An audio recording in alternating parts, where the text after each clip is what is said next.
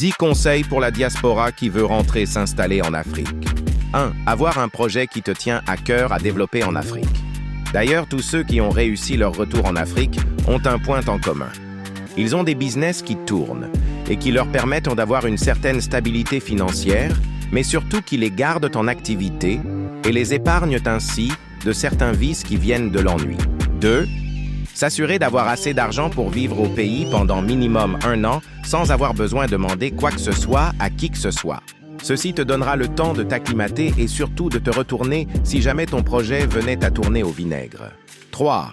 Se prendre un studio, une chambre, un salon, une cuisine et une douche. J'ai bien dit une chambre, pas 2. Pourquoi?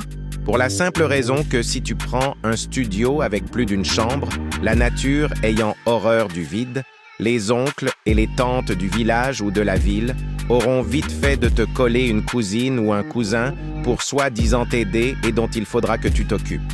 Sauf que c'est ce même cousin ou cousine qui te mènera la vie dure en disant que tu l'exploites. Je sais que cette partie va fâcher certaines personnes, mais bon. Alors que si tu as une seule chambre, l'excuse sera rapidement trouvée.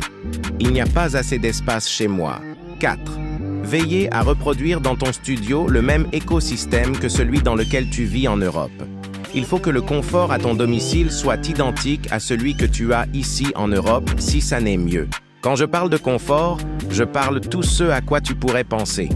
Tapis, climatiseur, désodorisant, serviettes, même jusqu'aux draps et matelas, tout doit être identique. Ce conseil est super important et en mon sens, s'il y en a un seul que tu dois garder à l'esprit, c'est bien celui-ci. Pourquoi? Parce que l'environnement en Afrique est tellement différent et brutal que tu as besoin de vivre ton Occident à la maison, sinon tu seras très vite dégoûté du pays et tu auras envie de rentrer vivre en Europe. 5. Avoir un véhicule neuf ou acheté d'occasion mais fonctionnel, qui sent bon et qui surtout est climatisé. Tu sais, le pays ne rit pas. Et si tu t'amuses à prendre directement le taxi comme tout le monde, les insultes des taximens et même parfois des clients vont te traumatiser. Donc même dans ton véhicule, tu dois continuer à vivre ton petit confort de la diaspora. Il n'est pas question ici de se faire voir. Non, mais de veiller à avoir un petit confort qui te console après toutes les tracasseries du dehors.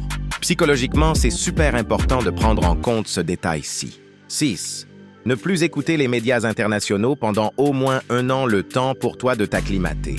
Parce que très souvent, ces médias dépeignent un tableau très obscur de l'Afrique, mais quand il s'agit de l'Europe, ils s'arrangent à présenter l'Europe sous son meilleur angle possible. Et tout ceci n'est pas bon pour ton moral. 7. Éviter de vivre en famille. Sinon, il faudra t'attendre à être le porte-monnaie ambulant de toute la famille. 8.